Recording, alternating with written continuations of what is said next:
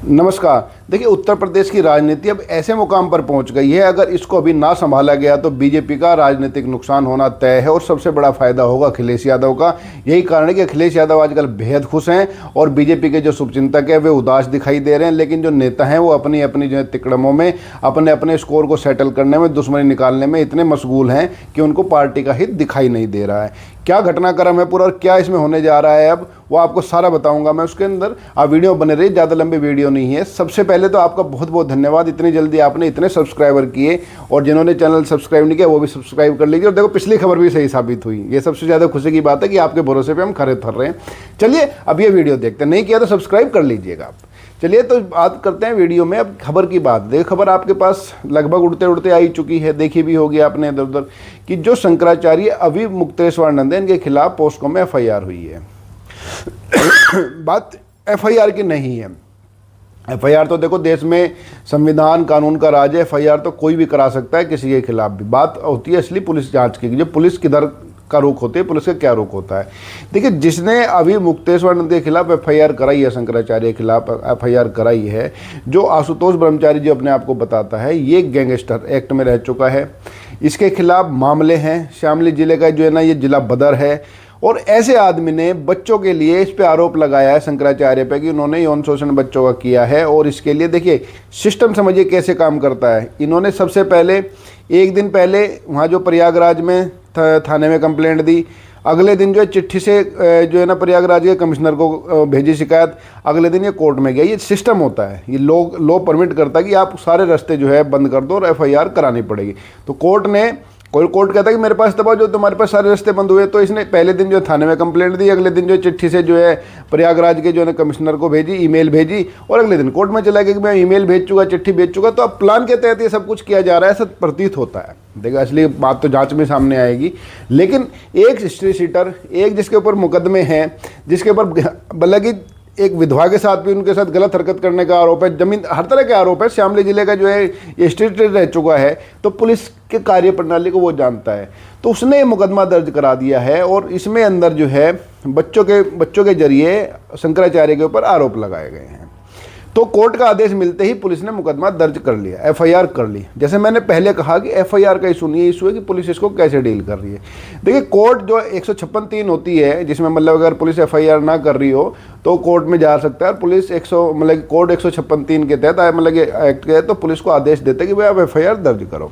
देखिए, आपको ध्यान होगा संभल में जो अनुज चौधरी जो सीओ थे पुलिस के, जिनके खिलाफ वहीं की एक अदालत ने 156(3) के तहत ही एफआईआर करने का आदेश दिया था, उस जज का ट्रांसफ़र हो गया था। हालांकि मैं ये कोई बिल्कुल नहीं कर रहा ट्रांसफ़र हो किसी नियत से किया गया, गलत किया गया, लेकिन आपको एक सिर्फ फैक्ट बता रहा हूँ। और इसमें देखिए ये बिल्कुल खुली बात है कि जो शंकराचार्य है ये बीजेपी विरोधी शंकराचार्य है, इसमें कोई दो राय नहीं है। शंकराचार्य अभी मुक्तेश्वरानंद ने जो है राम मंदिर को लेकर के सवाल उठाए थे कि गलत मुहूर्त में राम मंदिर बन रहा है, इसका देश को नुकसान होगा।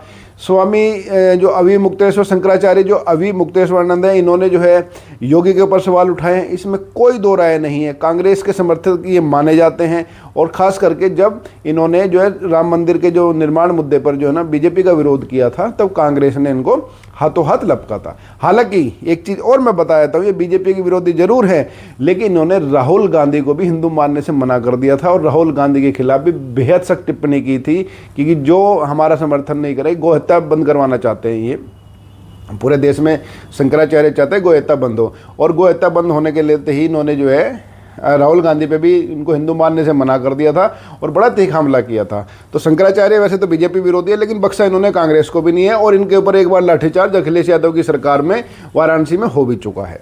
ये भी आपको मैं बता देता हूँ। खैर, सबसे विवाद हुआ कैसे, जिसमें मैंने बताया कि अगर इसको इस मुकाम पे यूपी की राजनीति पहुंच गई कि इसको ना रोका गया तो नुकसान होगा।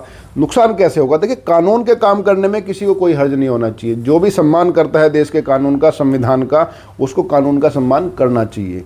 और जांच के दायरे से और मतलब कि इंसाफ मांगने से ऊपर कोई नहीं हो सकता। जांच के दायरे अगर किसी के ऊपर हल्का सा भी संदेह है, उसको जांच के दायरे में लाया जाना चाहिए, इसमें भी कोई संदेह नहीं है। लेकिन पुलिस की कार्यप्रणाली में जो फर्क है, ये बताती है कि मामला ये इतना बड़ा हो चुका है, अभी मामला राजनीतिक रूप भी ले चुका है।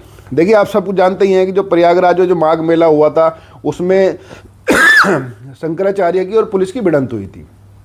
शंकराचार्य का कहना था कि भाई जब एक और जो दूसरे बाबा हैं वहाँ के सतवा बाबा, उनकी हाथी घोड़े को ले जाने दिया तो मेरी पालकी भी ले जाने दो स्नान करने के लिए, भाई संतों की अलग बात होती है। तो पुलिस ने मना कर दिया। उसको लेकर के पुलिस और शंकराचार्य के बीच विवाद हुआ।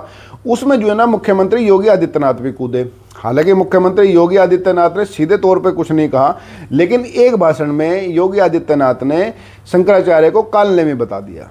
देखो जो कालनेमी है, कालनेमी एक राक्षस था रामायण में, जो भेष बदल करके आता था साधु के भेष में और वो गलत काम करता था, वो कालनेमी था। कालनेमी बताते जो शंकराचार्य भी भड़क गए। शंकराचार्य ने इनको औरंगजेब की तरह का बता दिया योगी को, और तमाम तरह की चीज़ें कह दी कि वो तो संत ही नहीं है, ये चीज़ें तमाम फिर बातें हुई। देखो जब गुस्सा होते हैं, दो जो आदमी गुस्सा होते हैं तो फिर एक दूसरे के खिलाफ हमेशा ही अपशब्द कहते हैं। भाई इन्होंने सीधे सीधे अपशब्द नहीं किया, भाई बड़े पद पे हैं दोनों, एक भाई इतने बड़े राज्य का मुख्यमंत्री है और एक भाई आप उसको शंकराचार्य आप मानो या ना मानो, लेकिन वो एक पेट के शंकराचार्य तो है ही, लिखते भी हैं लोग, मानते भी हैं। और जो योगी जी के जो गुरु थे उन्होंने भी इनको शंकराचार्य माना हुआ। उत्तर प्रदेश की जो राज्यपाल है उन्होंने भी इनको शंकराचार्य माना, उनके पत्र बाकायदा उन्होंने जारी किए। और मोदी से लेकर के देश के तमाम बड़े उद्योगपति इनको शंकराचार्य मानते हैं। तो ये इनके बीच में तीखी टीका टिप्पणी हुई योगी जी के बीच में और शंकराचार्य जी के बीच में। इसमें ट्विस्ट कहाँ से आया? देखिए पुलिस की कार्रवाई को योगी ने डायरेक्टली और इनडायरेक्टली सही ठहराया कि पुलिस ने सही रोका। और पुलिस ने एक काम और कर दिया, इनको नोटिस थमा दिया कि भाई आप शंकराचार्य क्यों लिख रहे हो अपने नाम के आगे, क्योंकि उनका मामला सुप्रीम कोर्ट में चल रहा है। इसमें अब ये इस पुलिस के नोटिस से बात बिल्कुल साफ जाहिर हो गई थी कि भाई ये मामला अब दूसरी तरफ जा रहा है। इसमें जैसे पुलिस ने नोटिस दिया तो इसमें पूरी जो पार्टियां हैं दूसरी, अखिलेश यादव, कांग्रेस, सब कूद गए इसके अंदर। उनको मौका मिल गया, अभी हिंदू धर्म को डिवीजन का मौका मिल रहा है। देखिए योगी शंकराचार्य पे किसी भी तरह कार्रवाई होती है तो हिंदू ही, तो हिंदू डिवीजन होना तय है इसमें। भाई शंकराचार्य के भी भक्त हैं, लाखों भक्त हैं, भाई वो इस बात को बिल्कुल पसंद नहीं कर रहे। भाई पुलिस ने जो ना छोटे छोटे जो बटुक ब्राह्मण थे उनकी चोटी क्यों खींच दी, उनके साथ ऐसा क्यों किया।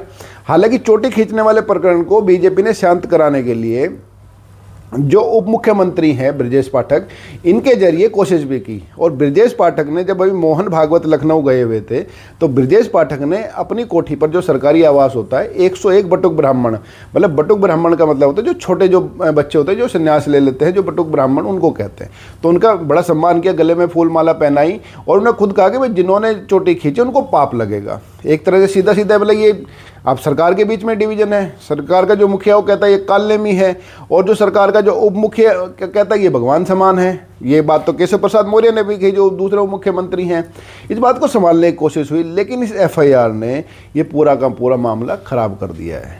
देखिए मैं फिर कह रहा हूँ जांच होनी चाहिए, लेकिन जांच के तरीका और जिस तरह से सरकार का रुख है कि आनन फानन में एकदम से पुलिस कार्रवाई करना इसमें, जबकि जो शंकराचार्य है उनका कहना है कि भाई जो प्रयागराज के दौरान की ये घटना बताई जा रही है, कह रहा प्रयागराज में तो जो चारों तरफ CCTV लगे हुए हैं। उन्होंने पत्रकारों से कहा कि आप RTI लगाओ, आप जिला कमिश्नर से पूछो कि भाई आपने कितना पैसा खर्च किया CCTV लगाने में यहाँ, और जो कहाँ CCTV लगे थे कि मैं तो असम कैमरों के सामने रहा। शंकराचार्य ने यह भी कहा कि मुझे पता था कि मेरे ऊपर हमला होगा, हमला मतलब कि मेरे ऊपर राजनीतिक प्रहार किया जाएगा, लेकिन प्रहार इतना नीचता वाला होगा, इतना घिनौना होगा, इसकी कि मैं कल्पना नहीं कर सकता। तो ये बात अब जो मैंने शुरुआत में कही थी, वो शुरुआत में बात यही कही थी कि शंकराचार्य मामले को लेकर के अगर इसमें मेरे राजनीतिक रूप से सावधानी ना बरती गई तो इससे हिंदू जो समाज है उसका विभाजन, उसमें बंटवारा तय है। आप देखो शंकराचार्य को पसंद करो ना करो कोई मायने नहीं रखता, लेकिन उनके साथ ही फैन फॉलोइंग है। सबसे बड़ी बात है भाई वो भी भगवा पहनते हैं, और यही कारण है इस मौके को देखते हुए अखिलेश यादव, राहुल गांधी, कांग्रेस तमाम इस मुद्दे को लपक के बैठ गए हैं। अखिलेश ने तो कहा कि सरकार फंसा रही है, सरकार कहेगी हम देखो शंकराचार्य का अपमान बर्दाश्त नहीं करेंगे, जबकि इन्हीं अखिलेश जी के दौरान जब अखिलेश सरकार थी, अखिलेश मुख्यमंत्री थे, तो वाराणसी में इनके ऊपर लाठीचार्ज हो गया था शंकराचार्य के ऊपर। तो जिस शंकराचार्य के ऊपर वो लाठीचार्ज करवा चुके हो, उन्हीं शंकराचार्य के लिए उनके दिल में इतना प्यार आ जाना, राहुल गांधी के मन में इतना प्यार आ जाना शंकराचार्य के लिए, कांग्रेस के मन में इतना प्यार आ जाना शंकराचार्य के लिए। जिस शंकराचार्य ने कांग्रेस को, राहुल गांधी को हिंदू मानने से मना कर दिया था, वो दिखाता है कि वो इस बात को समझते हैं कि शंकराचार्य के मस्तल पर या शंकराचार्य के जरिए हिंदू समाज में थोड़ा बहुत डिवीजन संभव है।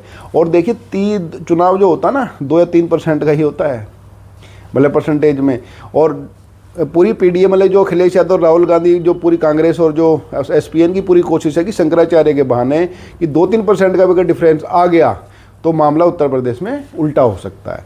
तो इसलिए मैंने कहा था शुरुआत में कि अगर इस मामले को नहीं संभाला गया तो उत्तर प्रदेश में बीजेपी का नुकसान हो सकता है। आपका इसमें क्या मानना, कमेंट करके ज़रूर बताइएगा। आपने वीडियो देखी, आपका बहुत बहुत धन्यवाद। आपका दिन शुभ रहे। नमस्कार।